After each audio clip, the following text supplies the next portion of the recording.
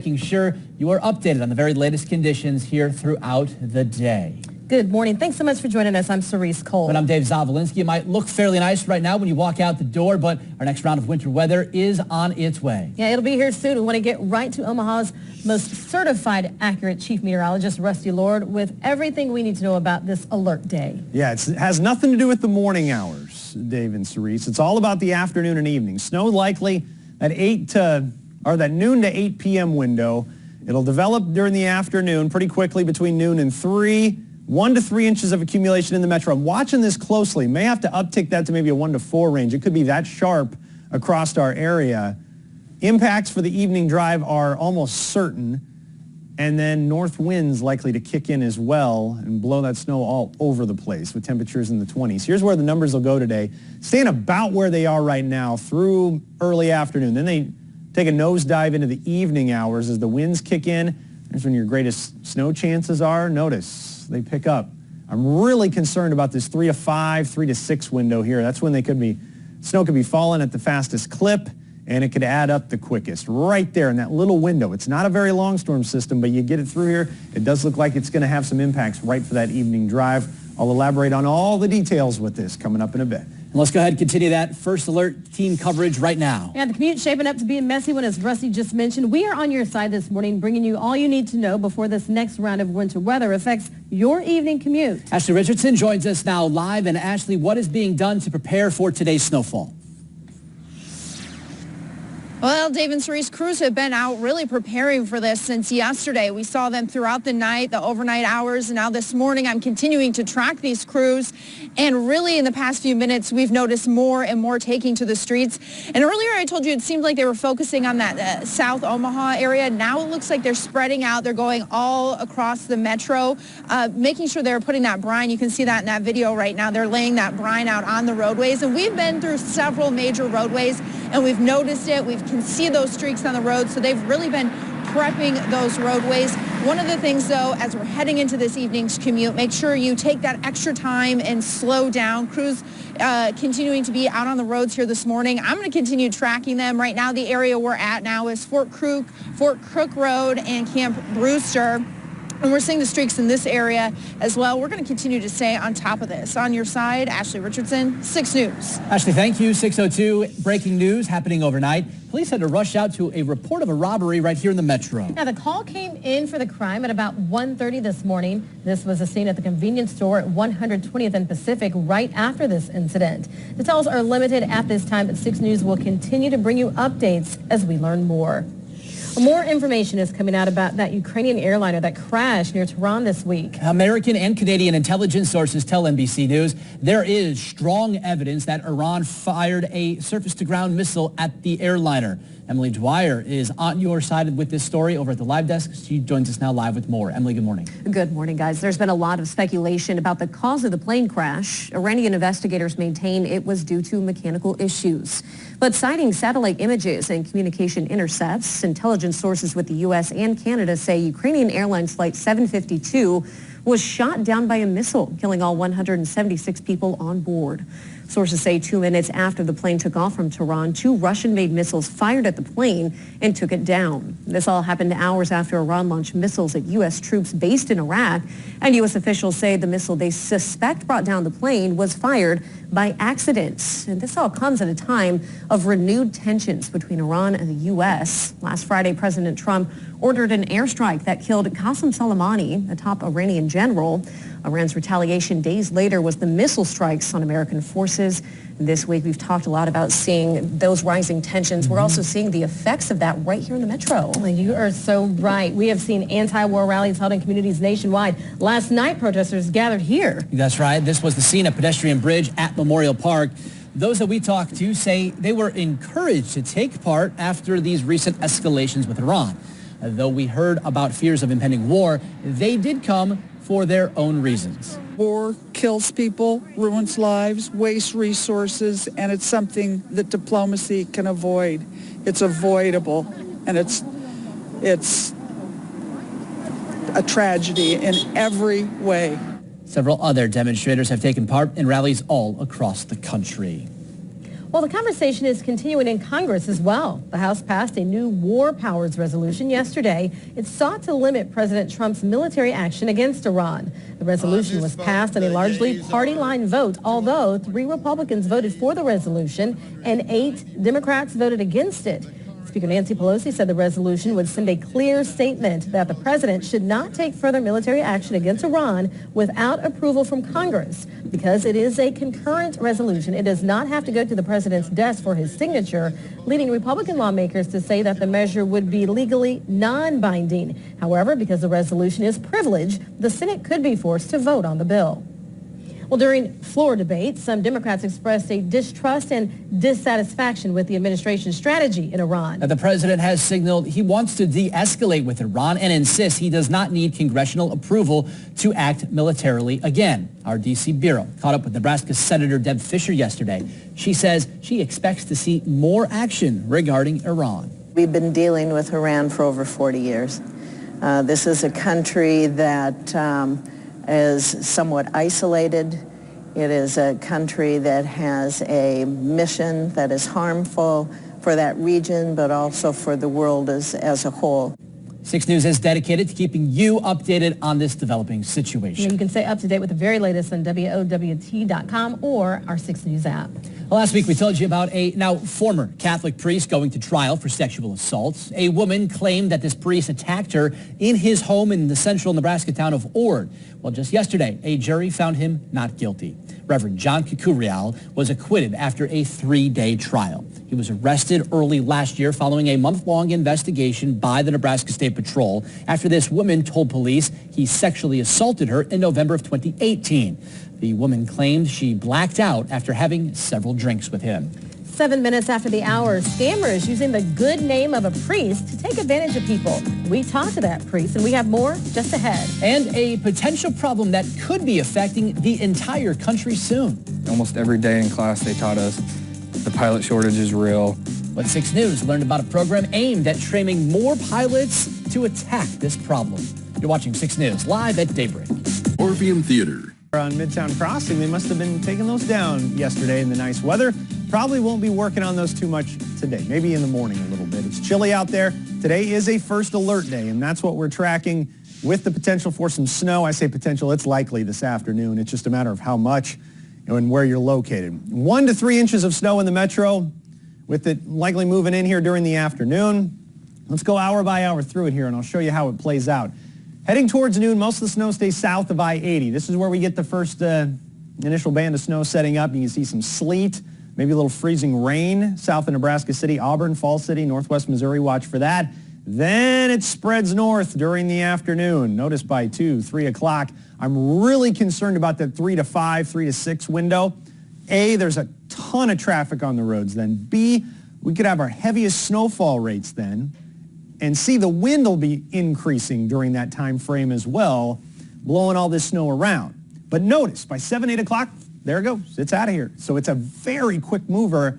It's just going to have a pretty big impact while it's here. 1 to 3 inches of accumulation likely in the metro. I'm considering going 1 to 4 in this range here to look a little more after daybreak. But 1 to 3, 1 to 4 in Omaha, heaviest on the southeast side, Bellevue, Council Bluffs with that, with the 4-inch totals. Maybe Elkhorn Valley closer to 1 inch, and then 3 to 6 down to the southeast. Nebraska City, Shenandoah up towards Des Moines with some light icing accumulating with that as well. But we're talking pretty expansive system here that moves through pretty quickly. It's right along and south of I-80. Winter weather advisories in the purple, winter storm warnings in the pink, where we have heavier snow and that icing potential. And look at the winds as they pick up in the afternoon. This is what I'll be watching here. Gusts up to 35, maybe 40 miles per hour right as you're trying to drive home.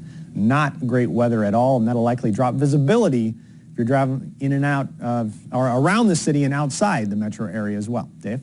All right, Rusty, thank you, 612. And if you're young, ready for a good, solid career, 6 News is on your side, looking into one path you might want to consider.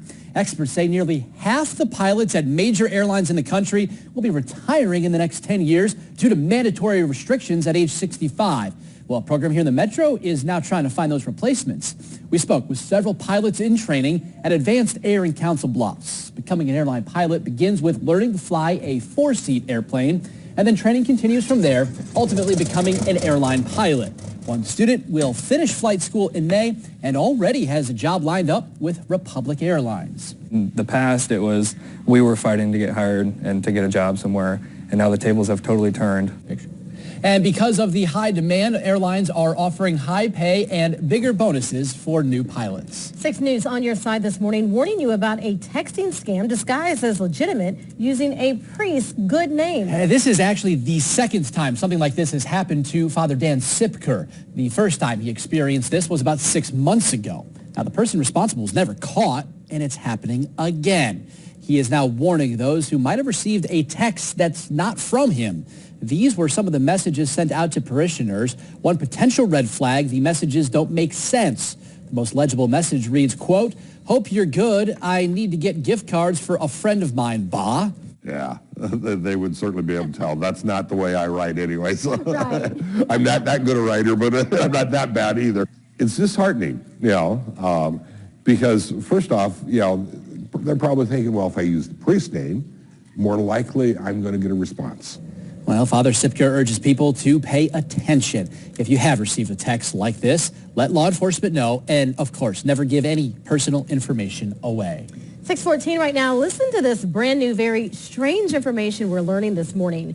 Patients with sleep apnea could see improvements by losing fat in their tongue. Now, researchers from the University of Pennsylvania used MRI to see how weight loss affected the upper airway in obese patients. They found reducing tongue fat was the key factor in improving sleep apnea. We didn't even know there was tongue fat. Experts say future studies could look at which diets are better than others in reducing that tongue fat. And a family in Iceland is celebrating the birth of a new toddler baby. And the little guy, not so little, one of the biggest babies recorded there in a long time. Listen to this. Little Emil weighed in at 13 pounds. Come He's on. 23 inches long. He's also the first baby born in Iceland in the new year. It is the family's third He was born child. weeks ago? He was born naturally. 13 pounds naturally. The Man. previous couples, also big. 11 pounds for the oldest, 12 for the middle. Now Emil at 13. You might want to stop. The mother says she's had enough. She is stopping. okay. No more children planned for them. It took the 13-pounder for her to stop. God love them. God love them all. 6:15 here on this Friday morning. More expensive summer plans. You could see a change in price to one of the biggest Midwest summertime attractions. It's one of our favorites. And a change to bail. How the Nebraska legislature is responding to other states throwing cash bonds out the window. Good morning. Coming up here on Today, more on Iran's overnight denial that it accidentally shot down that passenger plane in Tehran. But video appears to show otherwise. So how will the U.S. respond? We'll have the very latest on the investigation. Also ahead, a morning show exclusive. Senator Bernie Sanders live in Studio 1A. We'll get his take on the situation with Iran, the impeachment showdown, and his current standing in the Democratic presidential race. Also, we are live once again at Buckingham Palace, where the royals are said to be in crisis mode in the wake of Harry and Meghan's decision to step back from their official duties. All that, and comedy icon Larry David joins us as he gets ready to bring back Curb Your Enthusiasm. That at last. Call 402-935-6000 or visit exarbanars.com. Good morning, everyone. And taking a live look there from our American National Bank camera at 90th and Dodge. Not much traffic on the roads there, but 12 hours from now, you'll see some snow-covered roads in this location and every location around the metro on this first alert day. We'll take a little wider view and show you that the travel impacts with this storm system. It's starting to take shape now in our area. Farther to the south, you'll notice the severe threat with this. A 4 out of 5 just near and east of Dallas on our severe weather outlook. And notice Houston included at that as well. Some pretty major airport hubs we'll be watching there and a lot of area in between on the south edge of this storm. Then it continues to track east, a 3 out of 5 for Saturday. But us, we're concerned on the north edge of this. There's moisture starting to get going down to the south. It'll stream north and take snow totals up near 3 inches in parts of the metro. Heavier band from north central Kansas right through southeastern Nebraska and up into the Des Moines and Cedar Rapids area. And that's where the heaviest will be. We're right on the north edge of this in the metro, southern half of our viewing area. Probably deals with more snow. Travel south and travel east today gets worse and worse as the day goes on, so keep that in mind. A lot of snow to contend with in the drive home today. Not going to be a great one. Temperatures falling, wind picking up. You're definitely going to need extra time, and snow falling at a pretty good clip in this 3 to 6 time frame.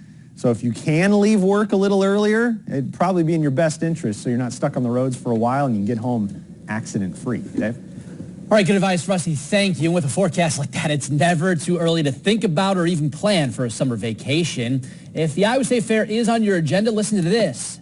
You're going to have to pay more this year. The Iowa State Fair says admission prices are going up. $2 a ticket, that is. It'll now cost $14 for adults and $8 for the kiddos. Still free, though, for kids under 5. You can save just a little bit of coin if you buy them in advance. They're going up $1 to $9 for adults and $5 for the kids. Again, that's for if you buy them in advance. The fair this year will start August 13th and run through the 23rd. Here at the Live Desk, I'm seeing reports out of the Washington, D.C. area where a police officer was dragged by a suspected stolen vehicle. Now, right now, the reports indicate that officers spotted that stolen vehicle and the officer involved was dragged just a short distance after they stopped the driver. Sounds like that officer is okay. I'm going to work to confirm these details, see if I can find out any more for you this morning. But for now, reporting at the Live Desk, Emily Dwyer, 6 News. Emily, thank you. 6:23 right now, bringing you team coverage on this First Alert Day. 6 News on your side here at the Forecast Center and outside with the latest in our next winter weather hit. And scientists are telling us how you can make your workout easier. Stay with 6 News, live at daybreak for that new information. First Alert in the morning. Skyline might not be able to see it from 35th and Farnham later here this afternoon. It's a First Alert Day. Your morning drive into work, school, wherever you're going should be just fine. It's the afternoon commute you should be thinking about right now. We'll break that down in about 90 seconds. Well, more states are eliminating cash bonds these days because, well, they tend to discriminate against poor and minority suspects who just can't come up with that cash. And at the beginning of the year, New York stopped using cash bail as a way to reduce the number of people waiting in county jails. That allowed high property suspects who were cut loose to commit new crimes, forcing New York lawmakers to give pause to what they just did. One of the problems that's happened in New Jersey, New York, and in California is they've taken a lot of discretion away from the judges. So that makes it that much more difficult, where the judges can't even give a cash bond. So then now this person will go out and reoffend. Judiciary Chairman in Omaha Center, Steve Lathrop, recognizes there's a laundry list of concerns to address within the criminal justice system, especially since Nebraska prisons remain overcrowded and understaffed. He says one bill that would eliminate bail for certain misdemeanors has traction this year in Lincoln, but sees it as unconstitutional. Senator Chambers, that would just plain eliminate bail. I think we have a problem with the Constitution, which provides for reasonable bail. And so I don't think we can legislatively eliminate bail. Supporters say the statistics prove eliminating bail works and that people have been released before trial and done horrible things for years. It's just that they had money to post bond. Opponents say there are unintended consequences of eliminating bail, and the judges still need a say in determining risk. Well, get ready to crank up the tunes next time you go to the gym. There's now scientific evidence that listening to music actually does benefit your workout. Researchers in Australia looked at multiple studies on music's impact on sports-related activities or exercise routines. They found music made people feel better as they worked out, made exercise seem easier, and it improved oxygen consumption. Faster music tended to offer more benefits, as did working out at the same pace as the music. Good news for what, Zuba? All right, we are in the middle of a First Alert, at the start of a First Alert Day, I should say, in our area. And made a little tweak to the forecast here. Looking at some of the latest computer models, I think there's more and more moisture for this thing to work with. And we're going to have a wider range of totals across the metro. So snow likely for that drive home. Bumped it up to 1 to 4 inches across the metro. And let's show you the map once again. The higher totals will be on the southeast edge of the city. I'm talking Bellevue, Papillion, Council Bluffs with this one. You head farther northwest, you were talking Bennington, Elkhorn Valley, you're probably a lot closer to the 1 to 2 inch range. So that is what we're looking at. 4 to 7 now southeast of the metro. This thing's really picking up a lot of moisture to work with and get some icing along with that in the darker blue shaded areas here where we could have the slightly heavier snow totals. Again, really sharp drop off on this to the northwest. So that's what I'm tracking. And the winds will be a factor as well. So there's not a lot happening out there right now. Your hour-by-hour wind gusts That's what I want to focus on with those blustery winds that are expected to move in. Notice the afternoon, 35 to 40 mile per hour gusts in that crucial time when people are heading home from work and school. Everybody's hitting the road. We get the large amount of traffic on the roads in that 3 to 6 hour time frame. That is when I expect the worst of it to be ongoing. Again, there's another look at that snow map a little closer. 1 to 4 inches across the metro, lighter to the northwest, more to the southeast, and the heaviest will be farther southeast of the metro. Then it's cold over the weekend, 23 Saturday, 28 on Sunday. It's been mild for a while. Now we're going to get into the 20s and 30s. This is where we should be. It's going to seem cold, but this is where we're normally at, is the middle and end of January. So don't be too surprised that winter's finally here. And 6 News is on your side with First Alert Day coverage. Also with Ashley Richardson out live this morning, tracking preparations on those roads. And thank you, Rusty. We've been out throughout the morning.